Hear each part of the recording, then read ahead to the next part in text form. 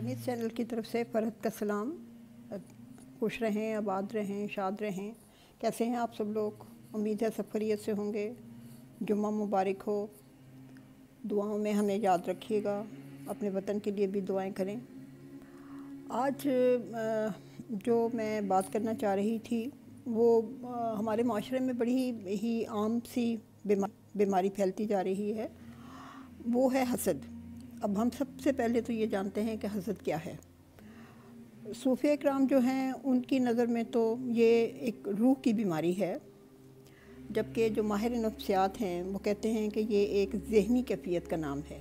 हसद दरअसल इस ख्वाहिश का नाम है कि अगर किसी दूसरे के पास कोई चीज़ है, अच्छी चीज़ है, कोई अल्लाह ताला की नेमत है जो अल्लाह ताला ने उसको नवाजी है, और आपकी ख्वाहिश हो कि वो उसके पास ना रहे, और दूसरी सूरत में कई बार ये भी होता है कि उसके पास ना रहे बल्कि मेरे पास होनी चाहिए।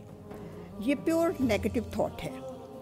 किसी के पास अच्छी चीज़ देखकर फ़ौरन चाहना कि ये उससे छिन जाए। आहिस्ता आहिस्ता माशरे में जो पैसे की दौड़ है, मर्तबे की दौड़ है, उससे हर तरीके से अच्छे बुरे तरीके से इंसान जो है वो आगे बढ़ना चाहता है।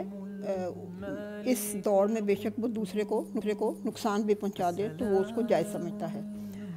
इससे हसद जो है उसका जज्बा जो है वो हमारे माशरे में बढ़ता जा रहा है। अगर हम मजमूई तौर पे देखें माशरे में तो इबादत का रुझान बढ़ गया है।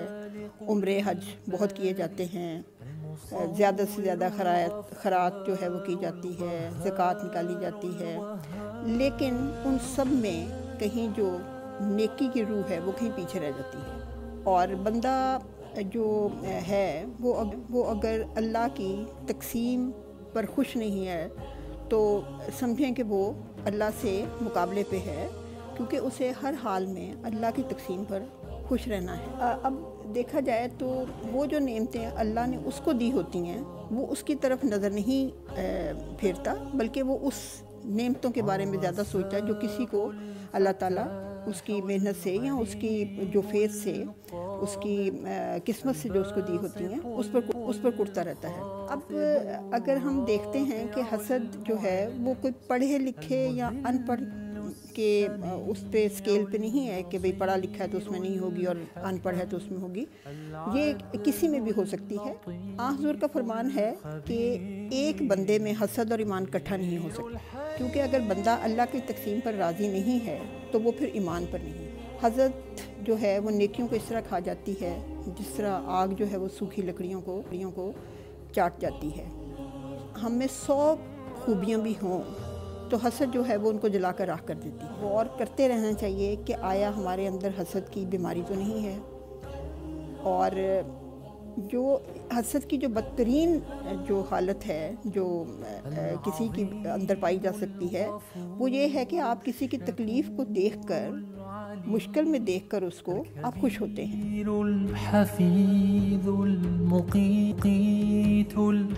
देखा जाए तो नेकी करना जो है वो एक मुश्किल काम है और उस पे मेहनत से ही नेकी की जाती है। लेकिन अगर आप नेकी के साथ साथ हसद भी कर रहे हैं तो आप समझें कि आप अपने दुश्मन खुद हैं। जाहिर है हासद दूसरों के लिए बुरा चाह रहा होता है, लेकिन अगर देखा जाए तो वो अपनी नेकियां खा रहा होता है।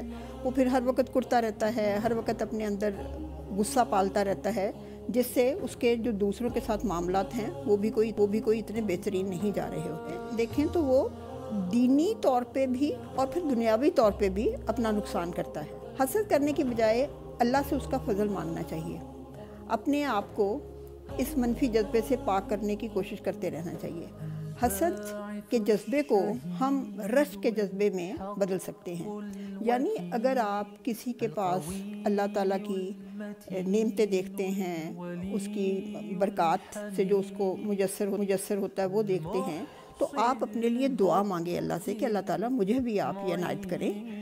तो बजाय हसद करने के आप रश्क का जो एक है जज्बा वो वाला आप पैदा करें, तो उसमें फिर आपके लिए बरकत ही बरकत है। इसके साथ साथ हमें दुआएं मांगते रहना चाहिए, जैसे मौज़तैन हैं वो भी पढ़ते रहना चाहिए, उससे फ़ायदा हासिल होता है। پھر ایک دعا ہے جو کہ بڑی ہی فضیلت بھری ہے، جس کو ہمیں ورد کرتے رہنا چاہیے۔ اس کے معنی ہیں کہ اللہ میں تیرے بڑے فضل کا، تیرے سے بڑے فضل کا سوال کرتا ہوں، یعنی اللہم انی اسألک من فضلک العظیم۔ تو یہ دعا جو ہے وہ پڑھتے رہیں گے تو اس سے بڑی خیر ملے گی اور اس سے بڑی ہمارے اندر تبدیلی آ سکتی ہے۔ ایک بار حضور صلی اللہ علیہ وسلم اپنے صحابہ کرام کے درمیان بیٹھے ہوئے تھے، تو ایک آدمی کو دور سے آتا دکھائی دیا، اور پھر وہ اندر جب داخل ہوا تو آپ نے کہا کہ کیا میں تمہیں بتاؤں، کیا میں تمہیں دکھاؤں کہ کون سا شخص ہے جو جنت میں جائے گا؟ اور یہی والی بات حضور نے دوسرے دن بھی اس آدمی کے مسجد میں داخل ہونے سے پہلے فرمائی۔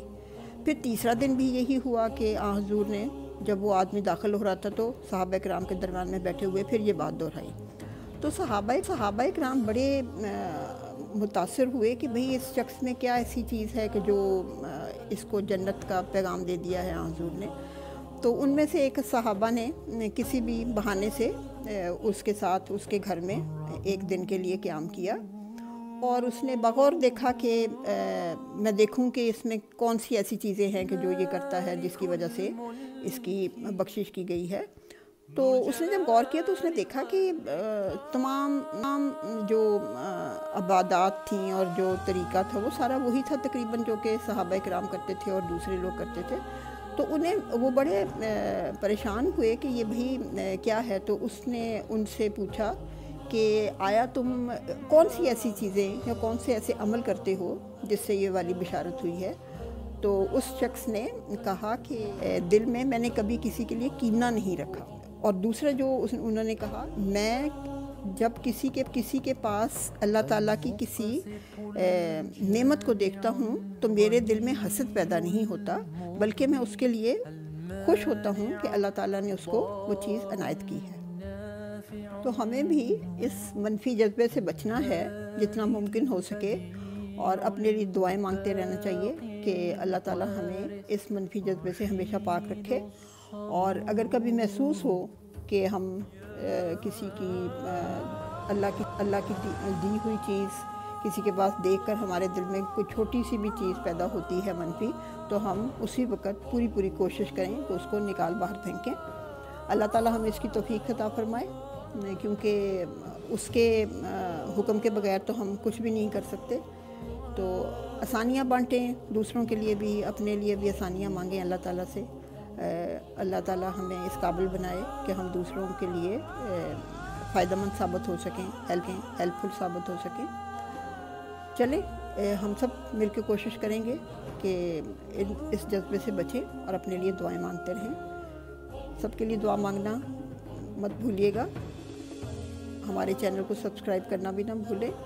خدا حافظ، تھینکس فار واچنگ۔